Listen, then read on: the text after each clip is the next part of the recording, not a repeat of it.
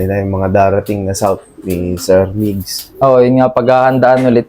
Mangangarap ulit tayo. Start ulit tayo. Ganun naman talaga nangyayari. Magsisimula muna tayong mangarap.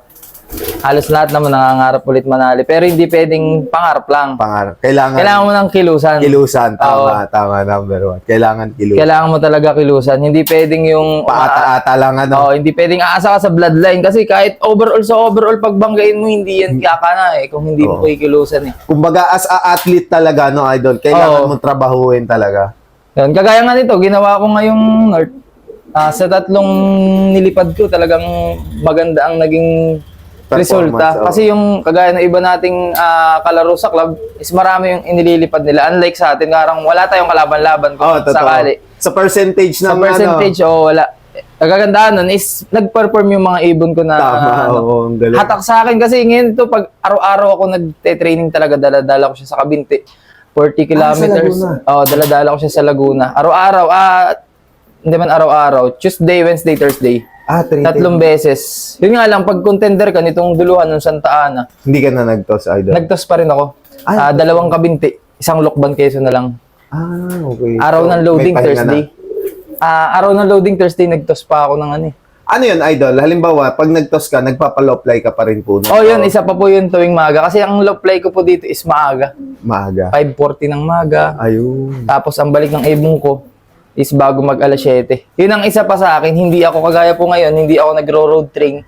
Ng ibon ko is hindi hatak na hatak. Ang inaano ko kasi sa akin is kailangan yung ibon ko lumipad ng 1 oras or higit hanggang sa nila kaya. Kailangan, dun ko napagtanto kasi nitong last North, ang bitawan na namin is nasa 300 kilometers pero yung North ko kasabay sa ranging ng South ko. 1 oras. Dun ko napansin na magaling yung ibon. Kumbaga may pag-asa talagang kung... Kasi malakas, malakas. Malakas pati ang stamina nila. Doon ko napansin yung ibon na malakas talaga.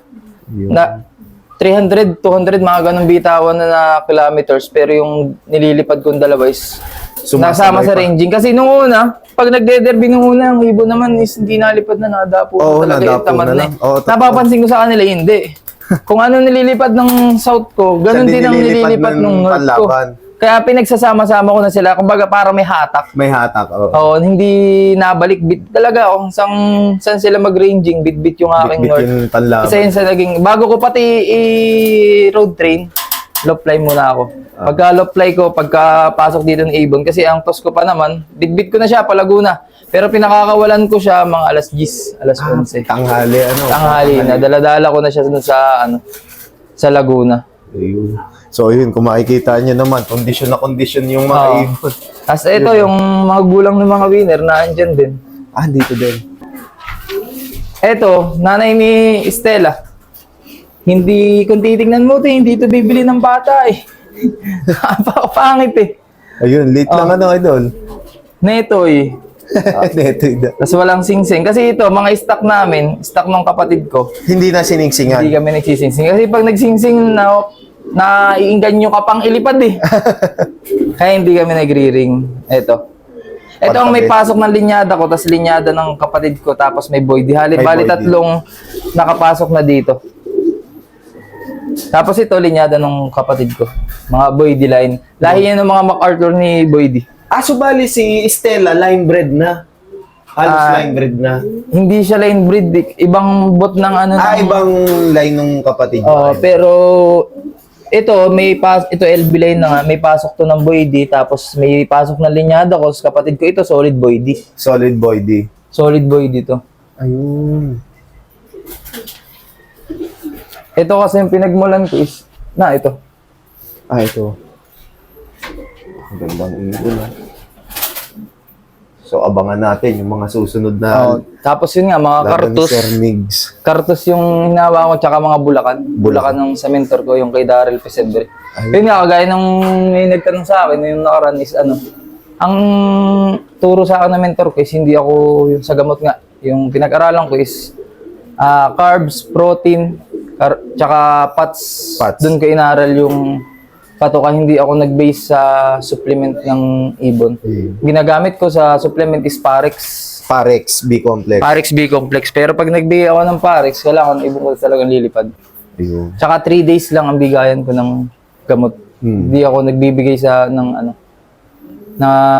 sunod, nung 5 araw, lahat meron, hindi. 3 beses lang. Tsaka nagamit ako is Derby na talaga. Derby Malayo na. Kasi naaga nag-entry ang All Bird. So, nangyayari is parang first lap ng Young Bird, second lap ng All Bird.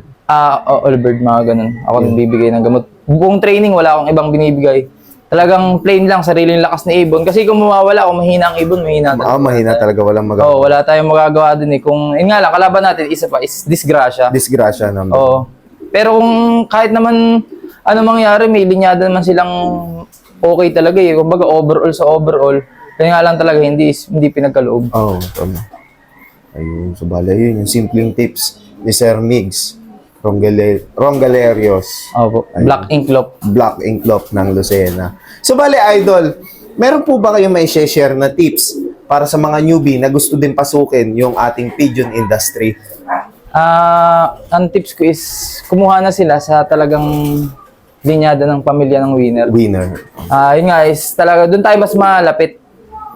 Yun nga, paano tayo mapapalapit sa panalo? Siyempre, kailangan natin ng kilos. Ang una is bloodline. Meron tayong sistemang, yun talaga ang ginagawa. Kung sinimulan mong sistema, yun na yun hanggang huli. Wala ka nang ibang babaguhin. Yun. Bloodline, sistema yun ang yun na po talaga.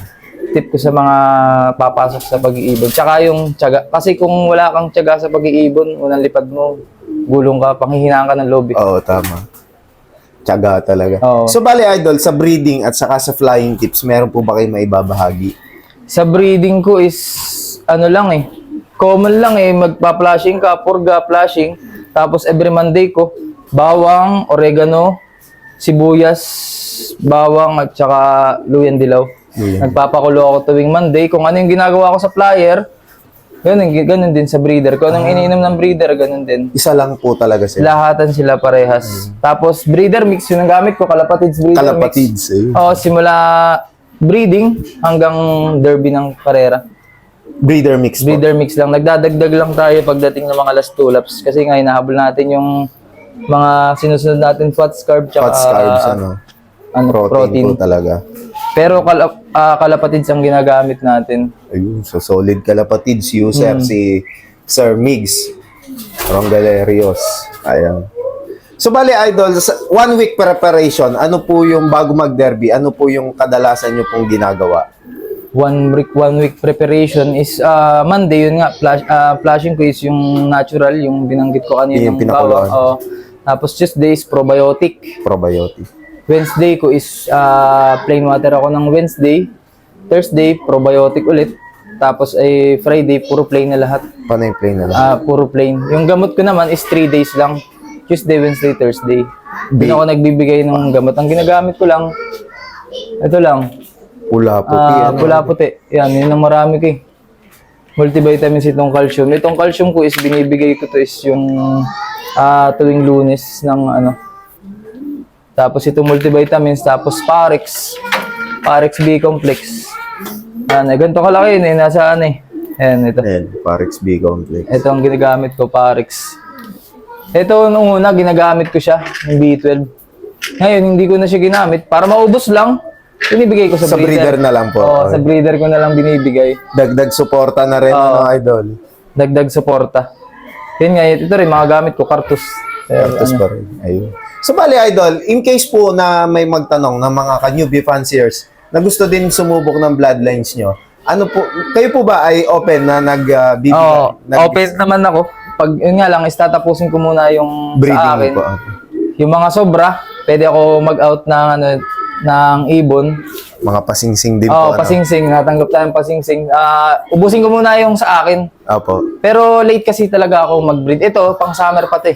Summer pa? Ang summer? March. Wala pa akong ikakaitlog pa lang. Late ako maglipad ng ibon. Tapos ang breed ko pa ng North is magsasalang pa ako February or March. Kasi ito mga to late lang talaga yan eh. Late. Kaya mga South ko, late daw. Mga naglulugon pa. Nalugon sila sa... So yun kasi yung nakasanayan nyo na rin na sistema. Parang yun nga sa pag lalaro na lang sa varsity, pag nasa iram mo, doon ka eh. Totoo. Pag tumanda ka na, wala ka sa iram mo. Pickness nila yun. Mas malakas yung ibong bata para sa akin. Tama. Unlike sa maedad-edad ng ibon. Kasi naglipad ako ng breeder kasi talagang uwi na lang siya ng uwi. Wala na siyang oo. bilis. Wala na siya. Uwi ka na lang talaga niya. Kapag kinakalawang na. Oo, ganun nangyayari. So, bale yun, Idol. Ayan, kung gusto nyo mag-inquire kay Sir Migs Rongalerios, pwede nyo siyang kontakin sa kanyang Facebook page. So, bale yan, naka-flash sa screen yung Facebook page ni Sir Migs. So, PM lang kay Sir Migs at baka maubusan. So, bale, Idol, meron po ba kayo mga shoutouts? Shoutout sa mentor ko. Ayun naman. Kay Daryl Pesebre ng Bulacan, si aka Black Mambalop Black Mamba. ng Giginto, Bulacan. Tapos sa family ko, sa Alano family. Alano pa. From Galerios family, yan sa mother ko, father ko. Tsaka sa mga tropa ko dyan, yan, sila St. John Lop, St. John. si Edwin Pangilinan, yan Pontong Lop, yung kapatid ko si Lance Ron Galerios, si Gerald Abadilla, Gerald Abadi. si Aisel Duria, John Michael Soriano, Tami, di ko na makalam siya. Shoutout ko, shoutout So, kilala nyo na kung sino kayo. shoutout sa president namin ng ERPQ, Sir Calyari Cortez. Napakagaling na palaban. presidente, no, Oo, Idol. talagang sulit ang lipad ng Sulit ibon. talaga, Idol. Sobrang sulit. Maganda ang palipad talaga ng ERPQ. Talagang iba yung management ni Sir. Kumbaga yan, kung mga taga Quezon Province kayo dito sa Lucena, malapit sa Pagbilao, pwede kayo magpasukat kay Sir Kalahari. Isa sa masasabi nating napaka-the best magpalakad ng clubs. Bigay agad ang premyo. Bigay agad, oh. Kumbaga, nung nakaraan, kakauwi lang ng ibon, super set, bigay agad. Bigay agad ang ibon.